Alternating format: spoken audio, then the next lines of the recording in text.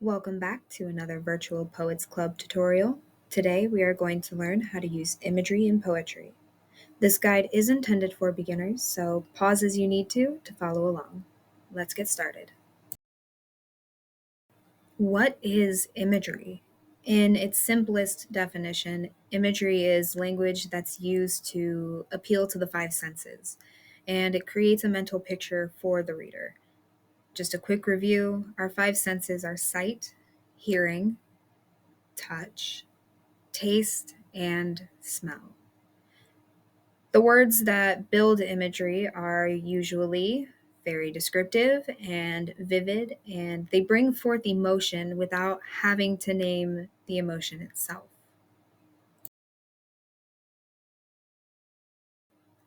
How is imagery used in poetry? We're going to look at Preludes by T.S. Eliot. The winter evening settles down with smell of steaks in passageways. 6 o'clock. The burnout ends of smoky days. And now a gusty shower wraps the grimy scraps of withered leaves about your feet and newspapers from vacant lots. The showers beat on broken blinds and chimney pots. And at the corner of the street, a lonely cab horse steams and stamps. And then, the lighting of the lamps. So you'll notice that in this stanza, the very first line is giving us the season and the time of day. This puts the reader in a very specific moment in time. We are then immediately given a smell that we can relate to, which is then followed by a more specific description of the time.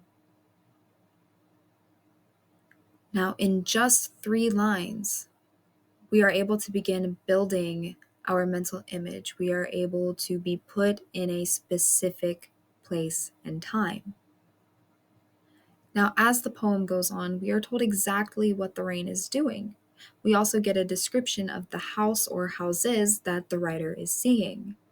And leading into the second stanza, we are given vivid details of what the street corner looks like, as well as what's happening.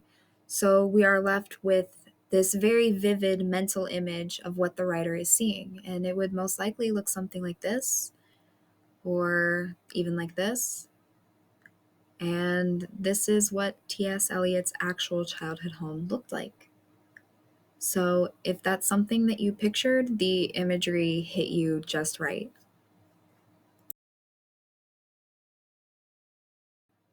To begin writing using imagery, think of an ordinary place that you know well, like your kitchen, your road, or your favorite grocery store. The place that you pick should be very familiar to you. It should be some place that you can describe well, and it should be a place that you're able to draw an emotion from. The more familiar to you, the easier this will be.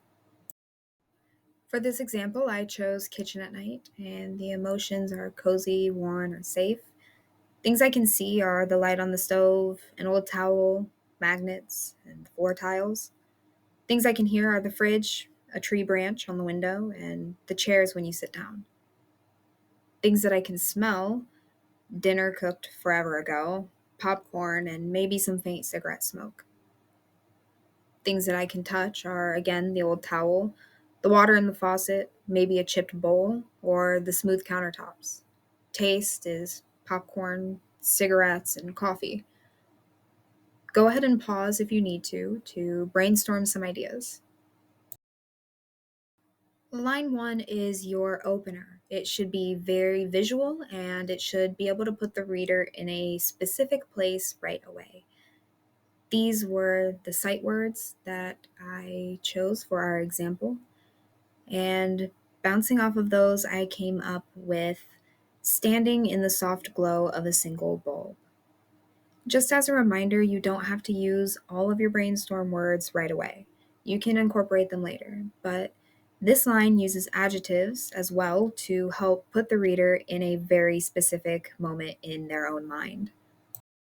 In line 2, we are going to use sound and we're going to keep building that mental image. Out of all of these phrases, I'm going to choose the hum of the fridge. And the line I came up with was listening to the low hum of the old fridge. Notice how in this line I added adjectives to help build more of a mental image.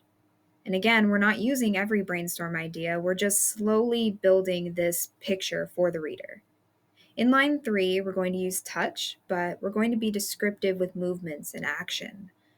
Things like the old towel or the water in the faucet are going to come into play here. And I dry my wet hands on a towel that has seen more years than I. This gives the reader a very relatable tactile feeling, and it also gives a description of how old the towel is. And again, you want adjectives to help push that emotion and description. Moving on, I chose to do 2 lines next instead of one, just for the flow of my own poem.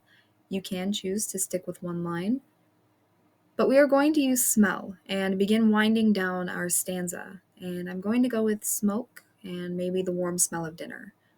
The lines I wrote were: I take a deep breath, inhaling the day's scent, smoky, warm, herbal. You'll notice that line 4 really only tells you which sense is being used, but line 5 is what actually gives the description. This is why I chose 2 lines versus just one.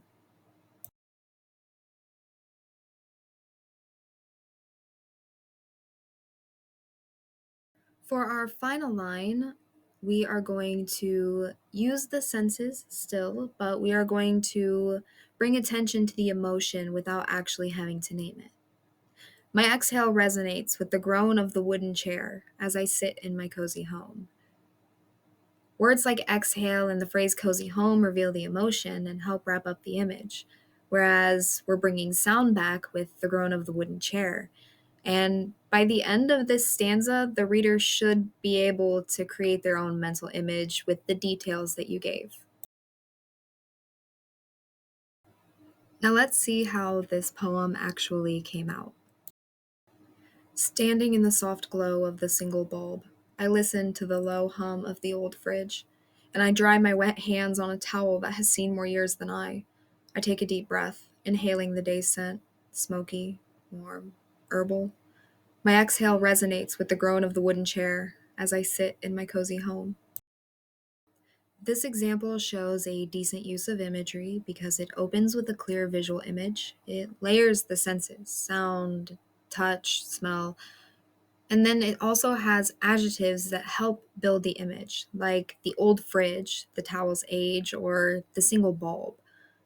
And it ends by hinting at emotion without ever naming it. It never mentions nostalgia or feeling safe, but the imagery creates a picture in your mind as the reader. Just some final notes: your poem can be as many lines as you want it to be, and it doesn't have to rhyme. This poem can be standalone or a single stanza in a much longer poem if you choose. The important thing is using the descriptive words. So, thanks for watching. If you wrote a poem, feel free to share it in the comments. We'll see you next time.